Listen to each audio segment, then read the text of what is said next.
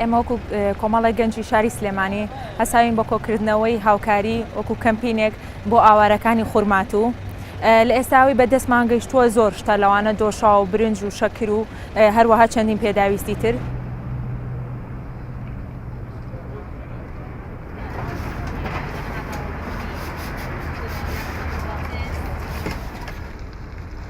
پێش ئەمەی ئەمان وایان بەسەرابێ ئەمانە بۆ خۆیان خەڵکی دووست کەمپینی کردووە هاوکاری زۆر خەڵکەکانی تری کردووە و ئاوارەکانی سووریا بۆیە ئێمە تکاکەین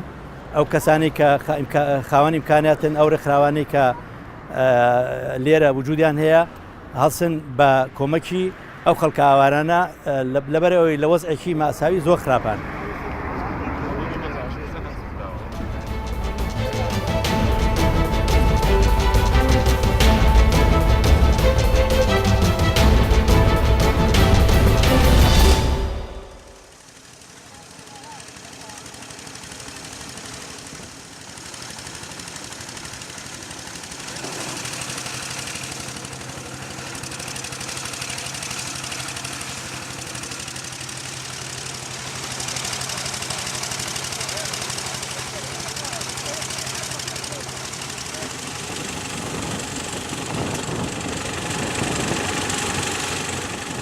أول مرحلة جدي دروي هنجي دي الدراسيكي مرحلة سي دهينيا زوخين ما بين زوخين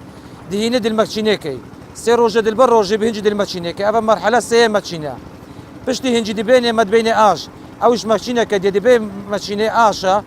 هنجي دي تخواردن بخو قالتش خوشة بس قالتش بزحمة.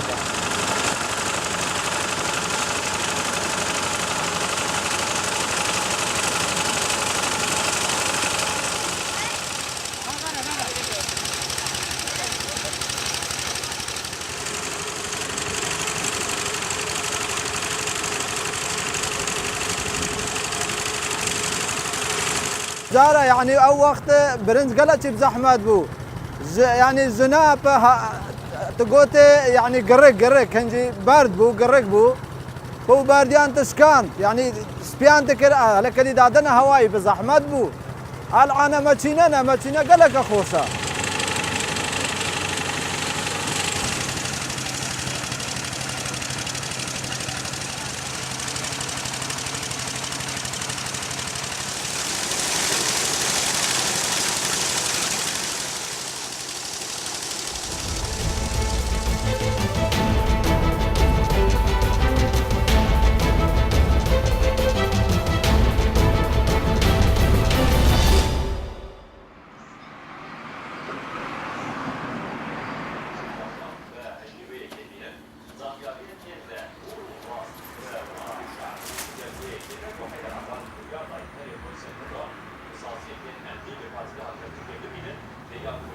ئێرە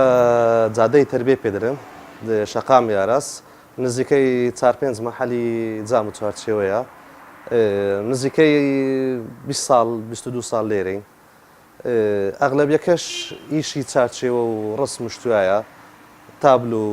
وێنەی سروشتی ئەو شتانەیە.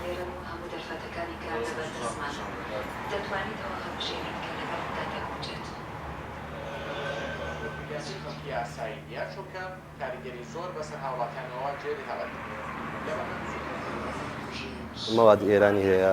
تورکیەکەی هەیە بە حکمی وەی سینەکە ڕەواج زیاترە و هەرزانترە کولفەی هەرزانترە.